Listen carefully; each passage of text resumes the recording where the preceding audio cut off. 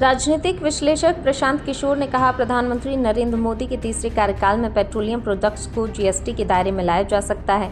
राज्यों की financial autonomy पर अंकुश लगाया जा सकता है। एक इंटरव्यू में प्रशांत किशोर ने मोदी सरकार की भ्रष्टाचार विरोधी नैरेटिव में स्ट्रक्चरल और ऑपरेशनल बदलावों की भविष्यवाणी की है। प्रशांत किशोर ने कहा, मुझे लगता है मोदी 3.0 सरकार धमाकेदार शुरुआत करेगी। केंद्र के पास शक्ति और संसाधन दोनों का और भी ज्यादा कंसंट्रेशन होगा। राज्यों की फाइनेंशियल ऑटोनॉमी में कटौती करने की भी कोशिश की जा सकती है। 2014 में बीजेपी और प्रधानमंत्री मोदी के लिए चुनावी अभियान का प्रबंध करने वाले प्रशांत किशोर ने कहा कि प्रधानमंत्री के खिलाफ कोई बड़ा गुस्सा नहीं है और बीजेपी लगभग 303 सीटें जीतेगी।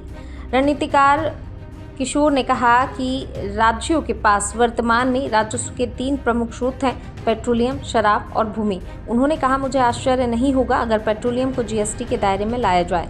फिलहाल पेट्रोल, डीजल, एटीएफ और नेचुरल गैस जैसे पेट्रोलियम प्रोडक्ट्स जीएसटी के दायरे से बाहर हैं। हालांकि उन पर अभी वैट, सेंट्रल सेल्स टैक्स और सेंट्रल एक्साइज ड्यूटी लगते हैं।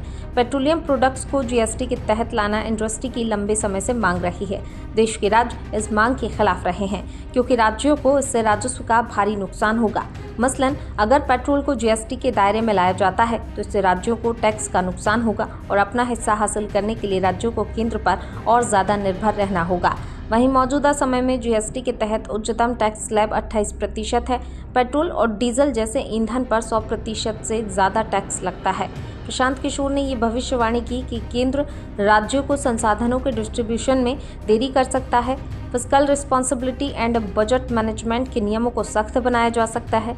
2003 में बनाए गए एफआरबीएम अधिनियम राज्यों के वार्षिक बजट घाटे पर एक सीमा लगाता है। उन्होंने भविष्यवाणी की, केंद्र संसाधनों के हस्तांतरण में देरी कर सकता है और राज्यों की बजट से इतर उधारी सख्त कर दी जाएगी। प्रशांत किशोर ने यह भी भविष्यवाणी की कि जिन पॉलिटिकल मुद्दों से निपटने के दौरान भारत की मुखरता बढ़ेगी, उन्होंने कहा, वैश्विक स्तर पर देशों के साथ व्यवहार करते समय भारत की मुखरता बढ़ेगी। आक्रामक भारतीय कूटनीति के राजनयिक के बीच अहंकार की सीमा तक चर्चा है। प्रशांत किशोर ने आगे कहा, इस बात की भी भविष्यवाणी की है कि आखिरी तीसरी बार में बीजेपी को कितनी सीटें मिलने की उम्मीद है। प्रशांत किशोर ने बीजेपी के लिए 300 सीटों का अनुमान लगाया है। उन्होंने कहा कि 2019 के चुनाव में बीजेपी ने 303 सीटें कहां से हासिल की। 303 में 250 सीटें उत्तर और पश्चिम क्षेत्र से आईं। प्रशांत किशोर ने कहा, पूर्व और दक्षिण में बीजेपी के पास लोकसभा में लगभग 50 सीटें हैं। इसलिए माना जाता है कि पूर्व और दक्षिण में बीजेपी की सीट हिस्सेदारी बढ़ रही है। यहां 15 से 20 सीटें बढ़ने की उम्मीद है, जबकि उत्तर और पश्चिम में कोई खास नुकसान नहीं हो रहा है।